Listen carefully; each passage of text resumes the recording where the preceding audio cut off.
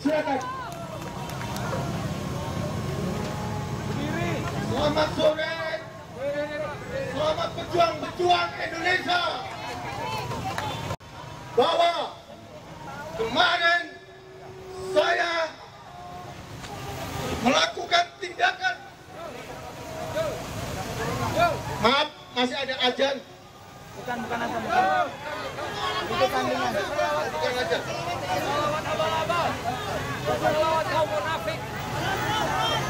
Saudara-saudara rakyatku sekalian, merdeka!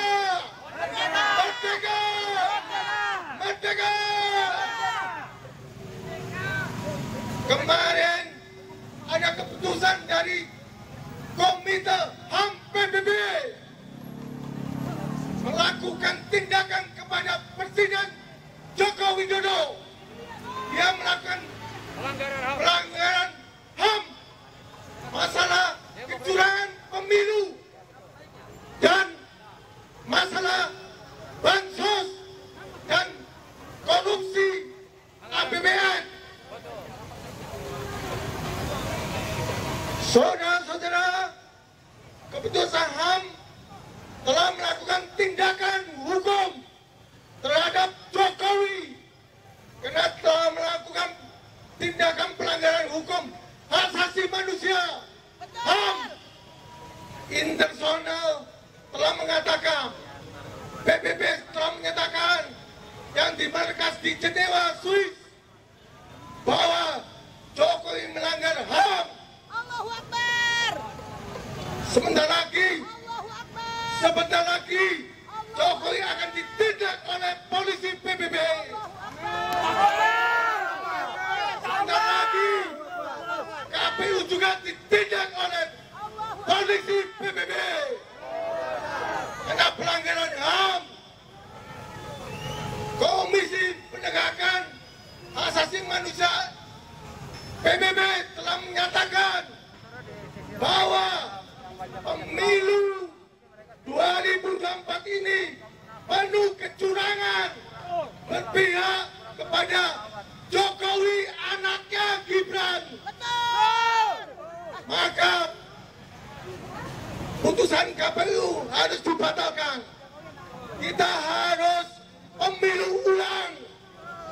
Pemilu ulang tanpa Jokowi.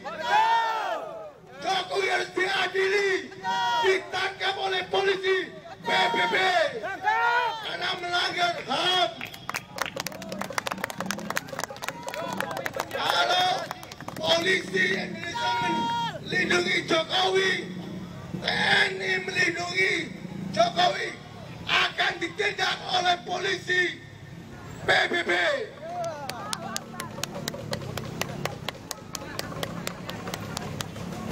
Kita semuanya bersatu, seluruh rakyat Indonesia bersatu, mengadili, menangkap Jokowi. Harus ditangkap. Putusan KPU juga batal demi hukum karena digugat oleh teman-teman kita di Pengadilan Jakarta Pusat.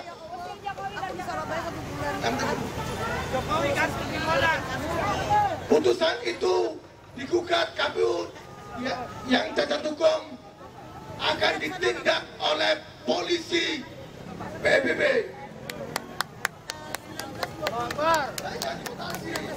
Diam aja.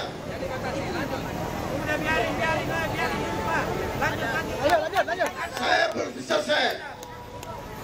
KPU Komisioner KPU telah digugat 7,5 triliun. Gugatannya di Pengadilan Jakarta Pusat mengenai gugatan yang membatalkan Gibran dan Prabowo karena melanggar konstitusi dan undang-undang, melanggar PKPU, melanggar konstitusi, melanggar HAM internasional. Maka Jokowi dan Komisioner KPU akan ditindak oleh polisi HAM.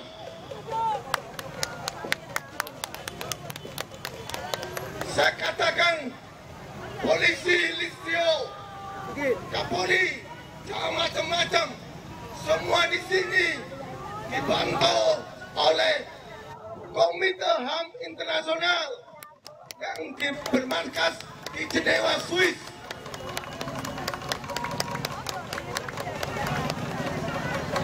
Kita terus duduki kantor ini.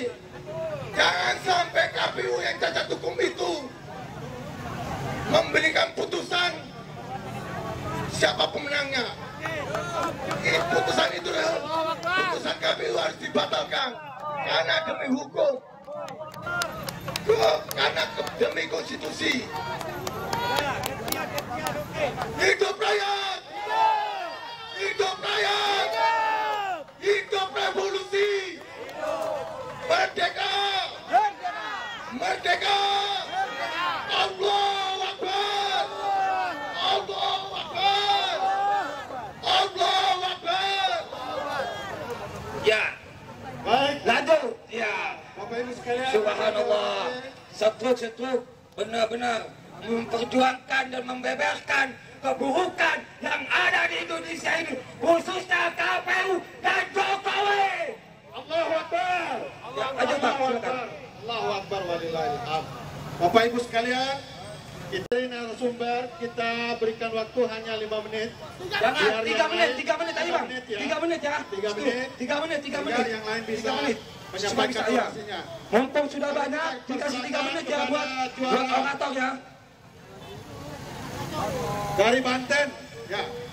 Baik Pak Sudrajat, kami persilahkan. Terima kasih. Assalamualaikum warahmatullahi wabarakatuh. Wa qul ja'al haqqu wa ja'al batilu innal batila kana zahuqa.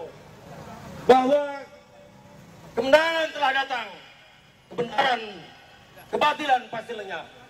Saudara-saudara, kita berkumpul di sini adalah dalam rangka memperjuangkan kebenaran. Setuju? Setuju. Sehingga apabila kita terus berisik memperjuangkan kebenaran, maka insya Allah kebatilan akan lenyap di muka bumi Indonesia. Saudara-saudara, kita di sini mewakili perasaan seluruh warga tanah air menolak pemilu curang. Sepakat bahwa pemilu ini bukan untuk rakyat Indonesia, tapi pemilu ini adalah untuk anak Jokowi yang direkayasa oleh Jokowi. Betul tidak?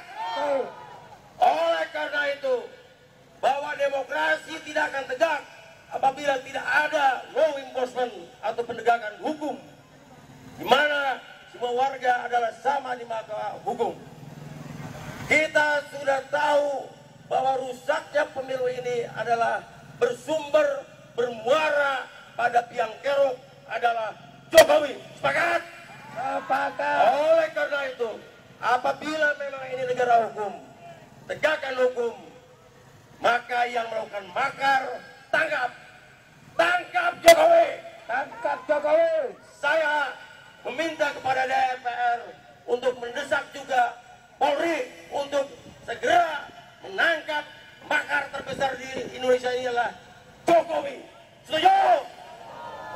Karena lembaga-lembaga lainnya seperti Ketua KPU, Ketua Bawaslu, Hakim MK, dan lain-lain hanyalah alat atau kacung daripada Jokowi, betul nggak?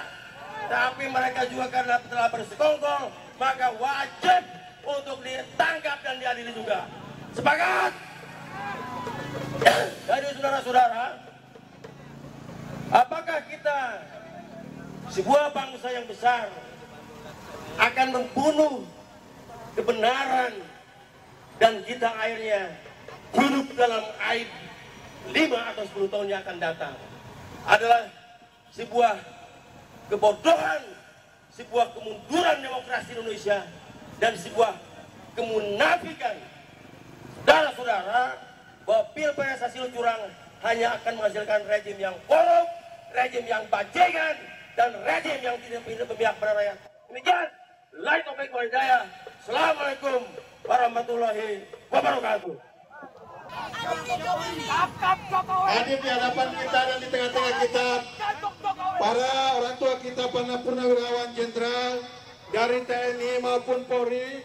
Alhamdulillah sedang mendampingi kita hari ini, dan kita harus berani untuk melakukan bahwa kita siap menolak pemilu curang. Kita pastikan lagi bahwa KPU ini harus dimusnahkan kepada kita. Tapi ingat, tentang kecurangan ini kami akan hancurkan. Kita akan hancurkan itu KPU. Bila perlu dihabiskan. Percuma KPU ini. Lahannya mafia pengkhianatan terhadap negara ini. Saya kira itu Bapak Ibu sekalian. Kita selanjutnya kepada materi yang selanjutnya akan persilakan.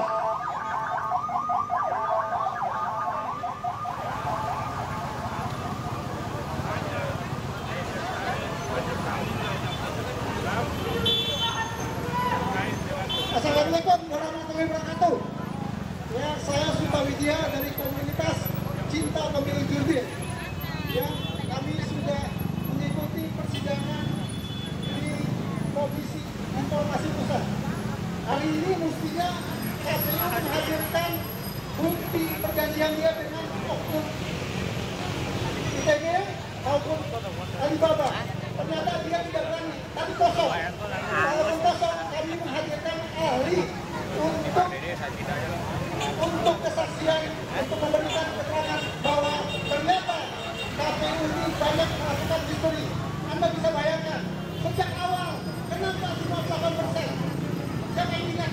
58% dari mulai tanggal 14 Februari sampai sekarang 50%. Tidak ada kebohongan yang sempurna.